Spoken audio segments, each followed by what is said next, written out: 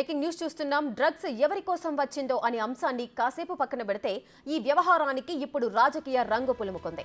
Drugs container వేదికగా రాజకీయ విమర్శలు చేసుకుంటున్నాయి పొలిటికల్ పార్టీలు. రాజకీయ ప్రత్యారోపణలతో ఎన్నికల వేళ విశాఖలో పాలిటిక్స్ వేడెక్కాయి.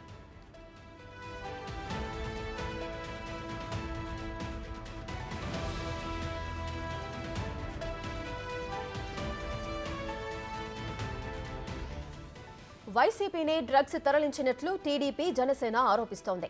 సంధ్య ఆక్వా ఎక్స్పోర్ట్స్ యాజమాన్యంతో టీడీపీకే సన్నిహిత సంబంధాలున్నాయంటోంది వైసీపీ. మరోవైపు ఏ రాజకీయ పార్టీతోనూ తమకు సంబంధం లేదని చెబుతోంది సంధ్య ఎక్స్పోర్ట్స్ యాజమాన్యం. కేవలం రొయ్యల మేతలో వినియోగించే ఈస్ట్ కోసమే ఆర్డర్ చేసినట్లు స్పష్టం చేశారు.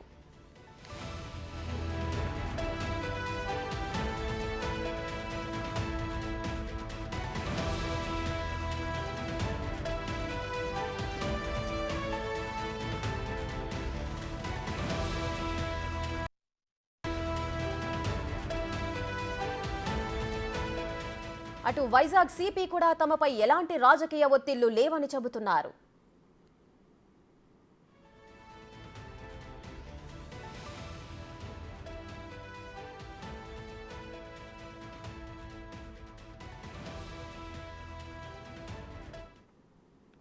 మరింత సమాచారం మా ప్రతినిధి రాజు లైవ్ లో అందిస్తారు.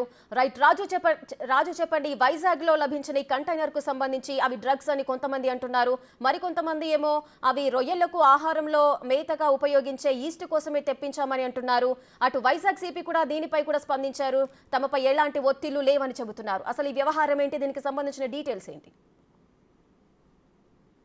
ఈ నెల 19వ తేదీన సిబిఐ సీజ్ చేసినటువంటి కంటైనర్లో దొరికింది. పూర్తి స్థాయిలో డ్రగ్స్ అనేది సిబిఐ ఇప్పటికే ఒక నిర్ధారణ అయితే చేసినటువంటి పరిస్థితి అయితే ఉంది. ఒక్కసారి అటు విశాఖపట్నం పోర్టులో దొరికినటువంటి 25,000 కేజీల ఈ డ్రగ్స్ అనే విషయాన్ని పక్కన పెడితే ఇది ఆంధ్రప్రదేశ్ రాజకీయాల్లో ఒక రాజకీయ దుమారాన్ని లేపుతుందని చెప్పొచ్చు. ఎందుకంటే డ్రగ్స్ని సీజ్ చేశారని సిబిఐ లెటర్ బయట పెట్టిన వెంటనే అటు ఒక పార్టీ మీద మరో పార్టీ, టీడీపీ జనసేన పార్టీలు వైసీపీ మీద, వైసీపీ పార్టీ కూటమి మీద ఆరోపణలు ప్రత్యారోపణలు చేస్తున్నటువంటి పరిస్థితి అయితే కనిపిస్తుంది. నిన్న రాత్రి ఈ సంధ్య ఆక్వా ఎక్స్పోర్ట్ సంబంధించినటువంటి యాజమాన్యం మేము ఆ రొయ్యల మేతకు సంబంధించినటువంటి ఈ ఈద్ కోసం మాత్రమే, డెడ్ ఈద్ కోసం మాత్రమే మేము దీన్ని ఆర్డర్ చేశాము. మాకు రావాల్సినటువంటి ప్లేస్లో నుంచి మాకు అర్థం కాని విధంగా ఈ డ్రగ్స్ వచ్చినాయని సిబిఐ వాళ్ళు చెప్పారు అని వాళ్ళు ఒక క్లారిటీ ఇచ్చారు. మాకు ఏ విధమైనటువంటి సంబంధం లేదని చెప్తున్నారు.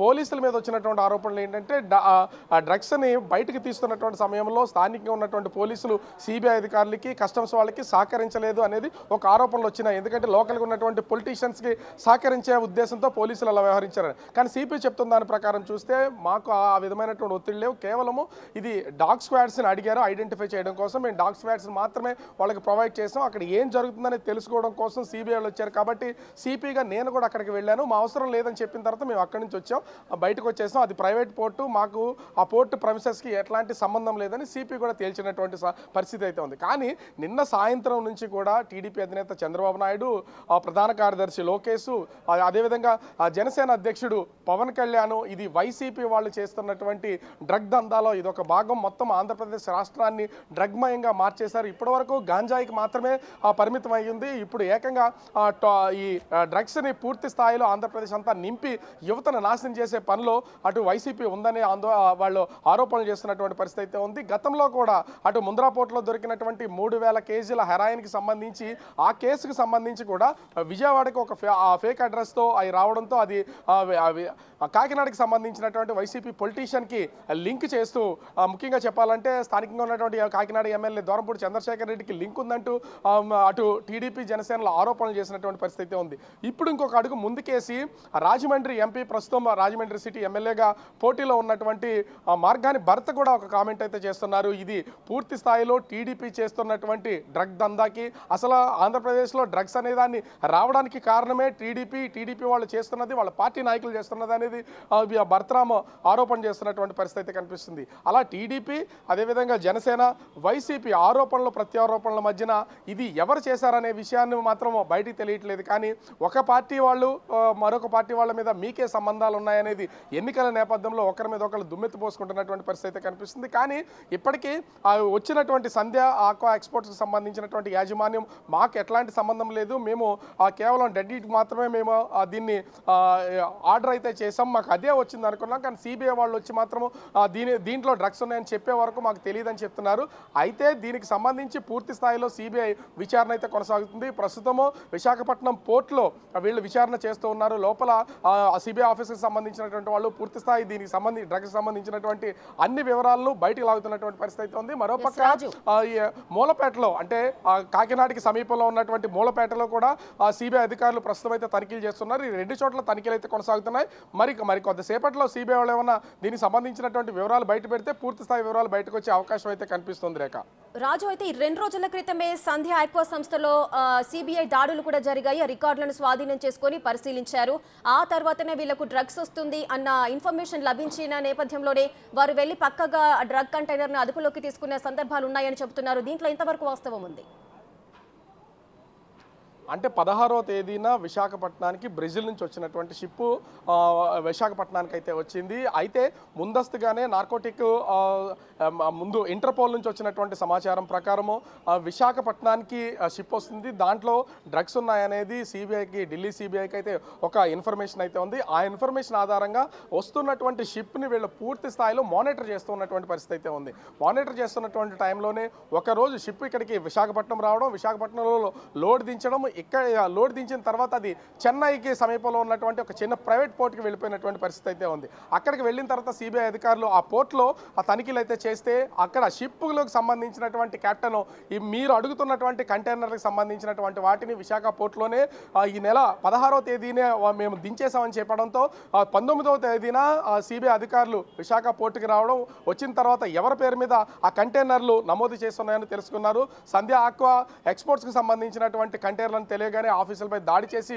వాళ్ళకి సంబంధించినటువంటి డాక్యుమెంట్స్ అన్నింటినీ కూడా వీళ్ళు సీజ్ చేసి వాటన్నింటిని క్షుణ్ణంగా పరిశీలించిన తర్వాత 19వ తేదీన వీటికి ఈ కంటైనర్లు ఓపెన్ చేశారు. అదేవిధంగా విశాఖ పోలీసులకు సంబంధించినటువంటి డాగ్ స్క్వాడ్స్ని అక్కడికి రప్పించి వాళ్ళని ఐడెంటిఫై చేసే ప్రయత్నం అయితే చేశారు. కానీ ఆ ఐడెంటిఫై చేసే సమయంలో ఇక డాగ్ స్క్వాడ్స్ అవసరం లేదు, ఇది అంటే గుజరాత్కి సంబంధించినటువంటి నార్కోటిక్ ల్యాబ్ ద్వారా ఆ పరికరాల ద్వారా దీన్ని మేము పరిశీలన చేస్తామని అక్కడి నుంచి స్థానికంగా ఉన్నటువంటి పోలీసులను పంపించేసామని చెప్పేసి సిపి చెప్తున్నటువంటి పరిస్థితి అయితే ఉంది. కానీ సిబిఐ అధికారులు మాత్రము పోలీసులు మాకు సహకరించలేదు, అక్కడ కొంత గలాటా చేసే ప్రయత్నం అయితే చేశారని సిబిఐ విడుదల చేసినటువంటి నోట్లో ఉంది.